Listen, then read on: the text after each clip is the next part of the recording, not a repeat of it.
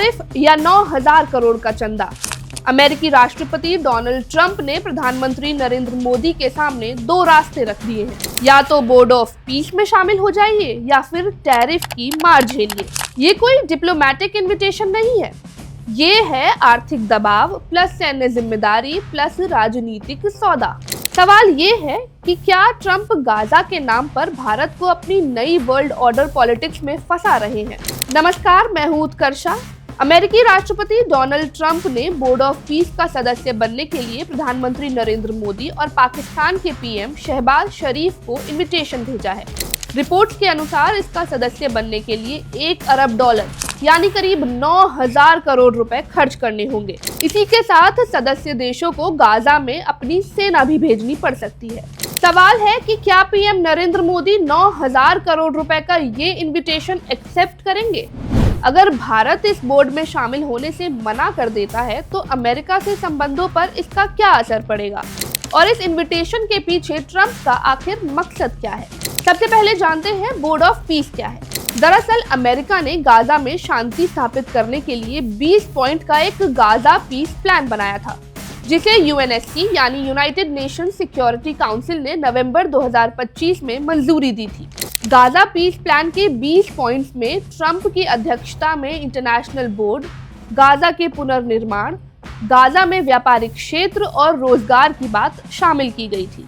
इसी के साथ बोर्ड ऑफ पीस बनाया गया था, जो कि एक इंटरनेशनल बॉडी है।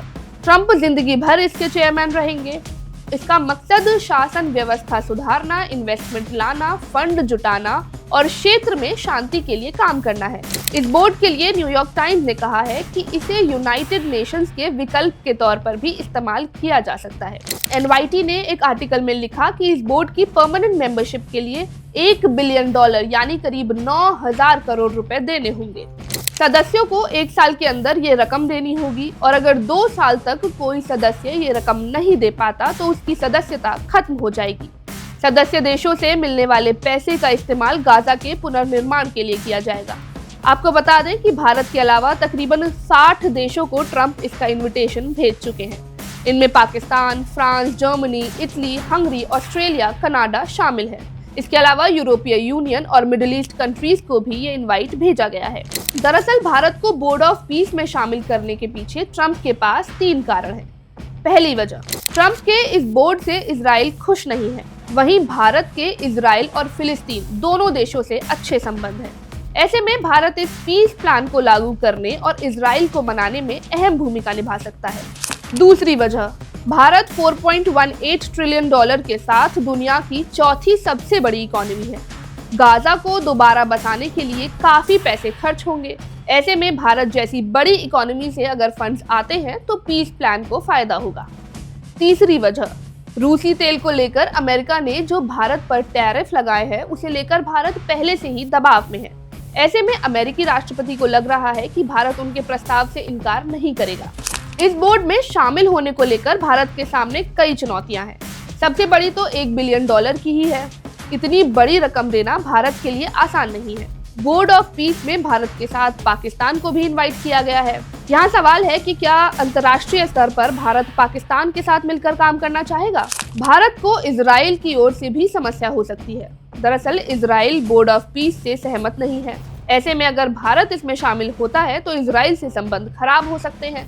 साथ ही आने वाले समय में भारत गाजा में अपनी सेना तैनात करने को लेकर भी सहमत नहीं हो सकेगा।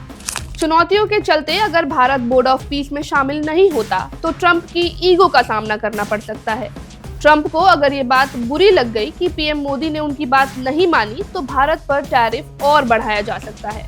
पीएम मोदी की ओर से इसे लेकर अभी तक कोई बयान सामने नहीं आया है। इससे बचने के लिए पीएम अपनी जगह किसी दूसरे को इसमें शामिल होने के लिए नॉमिनेट कर सकते हैं। Subscribe to One India and never miss an update. Download the One India app now.